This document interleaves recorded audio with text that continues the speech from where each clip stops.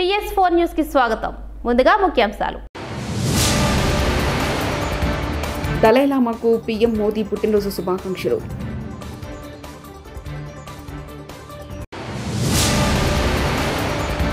వైఎస్ఆర్సీపీ కేంద్ర కార్యాలయంలో బాబు జగజీవన్ రావు వర్ధంతి.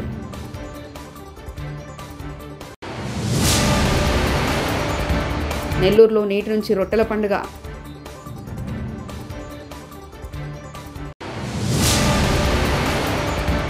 ఎస్ఎల్బీసీ టన్నెల్ కూలిపోయి ప్రాజెక్టు భవిష్యత్తు ప్రశ్నార్థకంలో పడితే ఎన్డీఎస్ఏ రాదు హరీష్ రావు. టిబెటన్ ఆధ్యాత్మిక గురువు దలైలామా ఈ రోజుతో 90 ఏళ్లు పూర్తి చేసుకున్నారు. ఈ ప్రత్యేక సందర్భాన్ని పురస్కరించుకొని ప్రధానమంత్రి నరేంద్ర మోదీ ఆయనకు హృదయపూర్వక జన్మదిన శుభాకాంక్షలు తెలిపారు. దలైలామా ప్రేమ, కరుణ, సహనం, నైతిక క్రమశిక్షణకు చిహ్నంగా మోదీ అభివర్ణించారు. సోషల్ మీడియా ప్లాట్ఫామ్ ఎక్స్లో చేసిన పోస్టులో ఆయన దీర్ఘాయుష్య పొంది ఆయురారోగ్యాలతో జీవించాలని ఆకాంక్షించారు. 140 కోట్ల మంది భారతీయుల తరఫున దలైలామాకు శుభాకాంక్షలు తెలియజేస్తున్నానని ప్రధాని మోదీ పేర్కొన్నారు. అలాగే అమెరికా విదేశాంగ మంత్రి మార్కో రూబియోతో పాటు ప్రపంచవ్యాప్తంగా ఉన్న ప్రముఖులు, ప్రజలు కూడా దలైలామాకు పుట్టినరోజు శుభాకాంక్షలు తెలుపుతున్నారు. Polavaram diaphragm wall, guide wall కొట్టుకుపోయి 2000 కోట్లు నష్టమైతే ఎన్డీసీఏ అక్కడికి వెళ్లదు. ఎస్ఎల్బీసీ టన్నెల్ కూలిపై ప్రాజెక్టు భవిష్యత్తు ప్రశ్నార్థకంలో పడితే ఎన్డీసీఏ రాదు. అదే మేడిగడ్డలో 2 పిల్లర్లు కుంగితే కిషన్ రెడ్డి ఎన్డీఎస్ఏను వెంటనే పంపించిండు. రేవంత్ రెడ్డి, కిషన్ రెడ్డి కలిసి చిల్లర రాజకీయాలు చేస్తున్నారు. కిషన్ రెడ్డి, రేవంత్ రెడ్డి ఇద్దరూ కలిసిపోయారు. ఢిల్లీలో కొట్లాడతారు, గల్లీలో అలాయ్ బలై చేసుకుంటారంటూ హరీష్ రావు వ్యాఖ్యానించారు. ఇలా మీరు రాజకీయం చేస్తున్నారు. ఎన్డీఎస్ఏ అని ఓ చిల్లర రాజకీయాన్ని పాల్పడుతున్నారు. ఎన్డీఎస్ఏ దేశం మొత్తం ఉంటుందా, ఒక కాళేశ్వరంకే ఉంటుందా?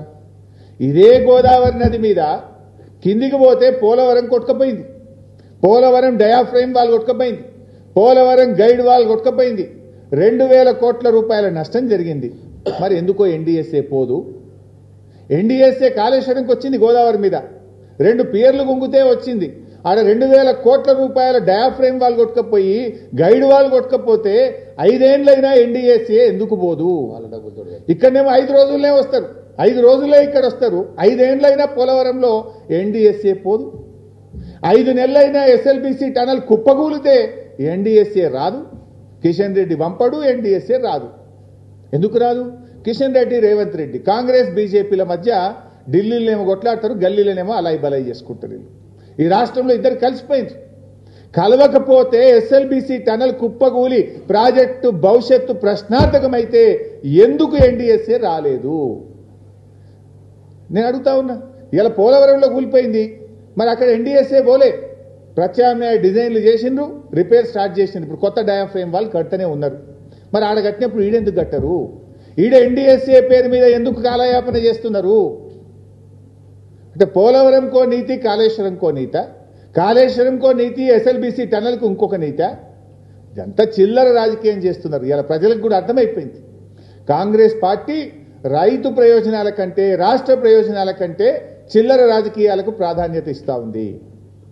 దయచేసి ఎన్డీఎస్ఏను ఎన్డీఏ ప్రభుత్వం రాజకీయ సంస్థగా మార్చొద్దని, తక్షణమే మరమ్మతులు చేపట్టాలని చెప్పి కూడా వైఎస్ఆర్సీపీ కేంద్ర కార్యాలయంలో మాజీ ఉప ప్రధాని డాక్టర్ బాబు జగజీవన్ రావు వర్ధంతిని ఘనంగా నిర్వహించారు.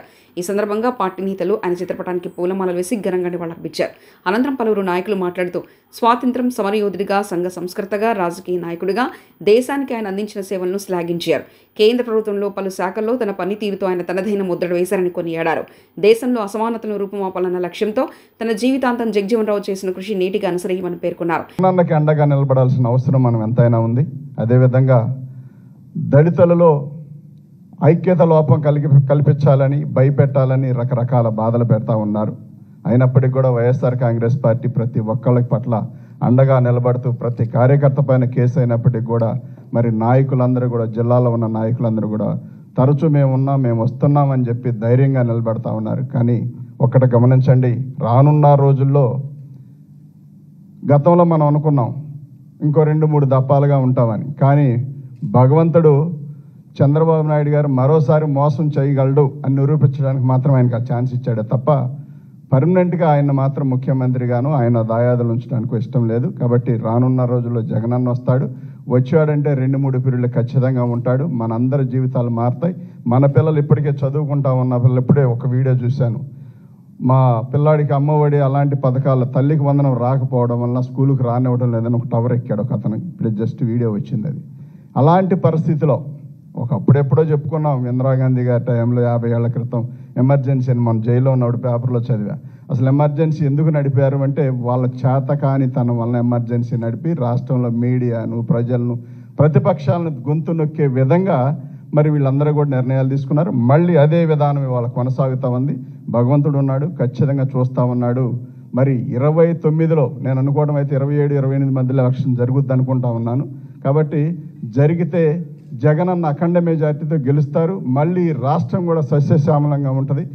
తొలి ఏకాదశి సందర్భంగా ఇంద్రకీలాద్రి జనసంద్రంగా మారింది. కనకదుర్గమ్మ దర్శనానికి భక్తులు పోటెత్తారు. నేడు ఆషాఢ స్నానాన్ని సమర్పిస్తే మరింత శుభం కలుగుతుందనే ఉద్దేశంతో వందల సంఖ్యలో భక్త బృందాలు ఆలయానికి తరలివచ్చాయి. దీంతో లిఫ్ట్ దారి గట్ రోడ్ వైపు భక్తులు కికిరిసిపోయారు. భక్తులు త్వరితగతిన దర్శనాలు పూర్తి చేసుకుని కొండపై నుంచి దిగువకు పంపేందుకు ఈవో సీనా నాయక్తో పాటు ఏఈఓలు, ఆలయ సిబ్బంది చర్యలు చేపట్టారు. సీసీ కెమెరాల ద్వారా రద్దీని ఈవో పరిశీలిస్తున్నారు. రద్దీ దృష్ట్యా అంతరాలయ దర్శనాలను అనుమతిపై నియంత్రణ విధించారు.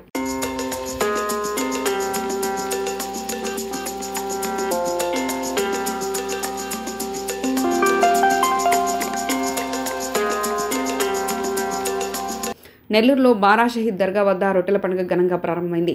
అందులో పాల్గొనేందుకు భక్తులు భారీగా తరలివచ్చారు. 5 రోజుల పాటు బారా షహీద్ దర్గాలో రొట్టెల పండుగ జరగనుంది. కోరికల రొట్టెల కోసం దేశ విదేశాల నుంచి భక్తులు చేరుకుంటారు. స్వర్ణాల చెరువులో స్నానాలు ఆచరిస్తుంటారు.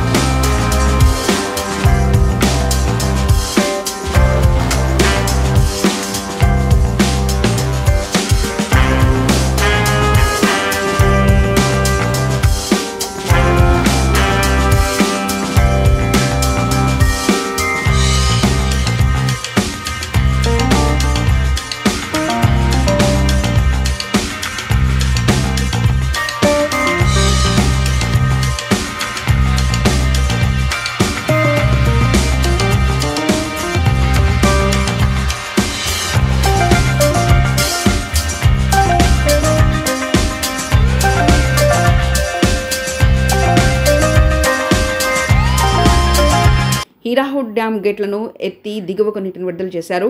ఎగువ పరివాహక ప్రాంతాల్లో కురుస్తున్న భారీ వర్షాలకు ఒడిశా రాష్ట్రం సంబల్పూర్లోని హీరాకుడ్ జలాశయంలో భారీగా వరద వచ్చి చేరుతుంది. దీంతో డ్యాము 12 గేట్లను ఎత్తి నీటిని దిగువ విడుదల చేసినట్లు ప్రాజెక్ట్ ఇంజనీర్ సుశీల్ కుమార్ బెహ్రా తెలిపారు.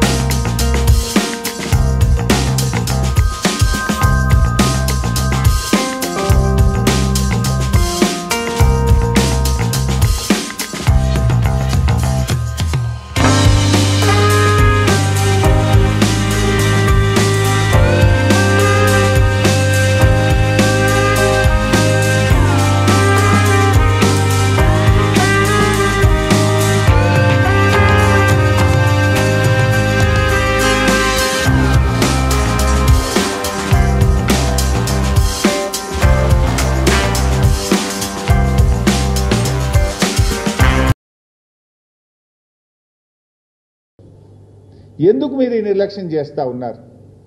ఇలా నీళ్లున్నాయి, పంపులు మోటార్లు ఉన్నాయి, రిజర్వాయర్లు ఉన్నాయి, కరెంటు అందుబాటులో ఉంది. మరి ఆలస్యం దేనికి? ఎందుకు నిర్లక్ష్యం చేస్తున్నారు?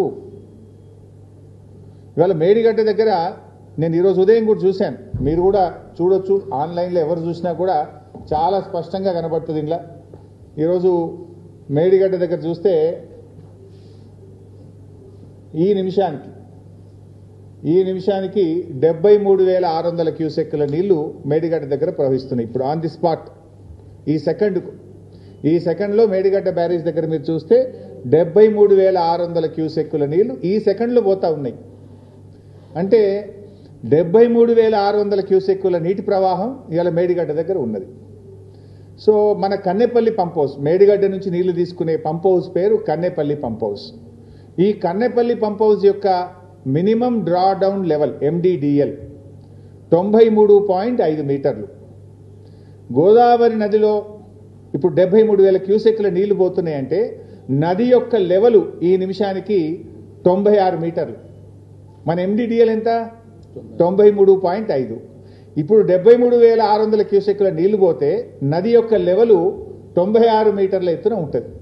అంటే నీకు 2.5 మీటర్లు కావలసిన దానికంటే ఎక్కువ ఎత్తులో నది ప్రవహిస్తూ ఉంది. జస్ట్ మోటార్లు ఆన్ చేయడమే ఆలస్యం. Is it not criminal negligence? స్పష్టంగా నీళ్లు తీసుకునే అవకాశం ఉండి కూడా ఎందుకు నిర్లక్ష్యం చేస్తూ ఉన్నారు? రోజుకు 2 TMCల నీళ్లు తీసుకోవచ్చు. ఈవెన్ ఆ నదిలో 5,000 క్యూసెక్కులుంటే కూడా ఒక మోటార్ నడుస్తుంది.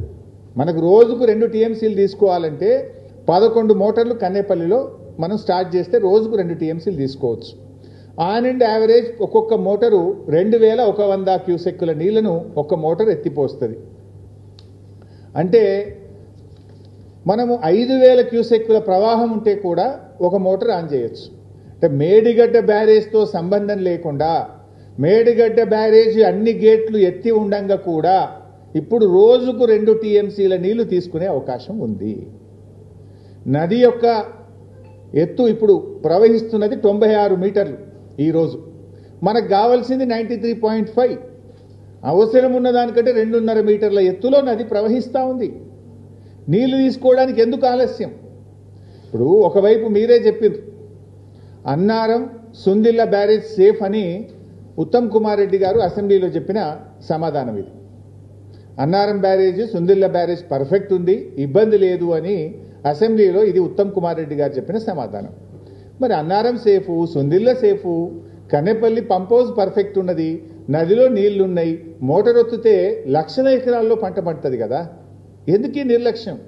బటన్ ఒత్తితే నీళ్ళు వచ్చే అవకాశం ఉండగా ఎందుకు ఈ నిర్లక్ష్యం చేస్తూ ఉన్నారు? కట్టుకొత్తితే నీళ్ళు వస్తాయి, అంత తయారున్నది, కట్ నీళ్లు పెట్టిపోయి ఇంత స్పష్టంగా ఉండగా ఎందుకు మీరు ఈ నిర్లక్ష్యం చేస్తూ ఉన్నారు? అంటే బీఆర్ఎస్ మీద కోపంతోనో కేసీఆర్ గారి మీద కోపం ఉంటే సరే, మా మీద కేసులు ఇప్పటికి చాలా పెట్టుండ్రు, ఏం ప్రాబ్లం లేదు. ఎన్ని కేసులైనా ఈ రాష్ట్ర ప్రజల కోసం మేము ఫేస్ చేయడానికి సిద్ధంగా ఉన్నాం. కానీ రైతులకు ఎందుకు శిక్ష వేస్తున్నారు? దలైలామాకు PM మోదీ పుట్టినరోజు శుభాకాంక్షలు.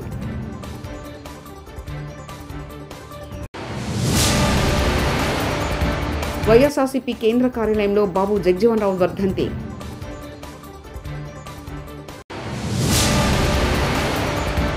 నెల్లూరులో నేటి నుంచి రొట్టెల పండుగ.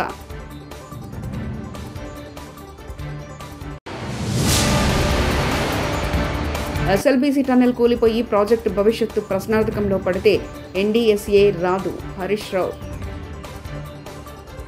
TS4 న్యూస్ ఇంతటితో సమాప్తం. చూస్తున్నారండి TS4 తెలుగు.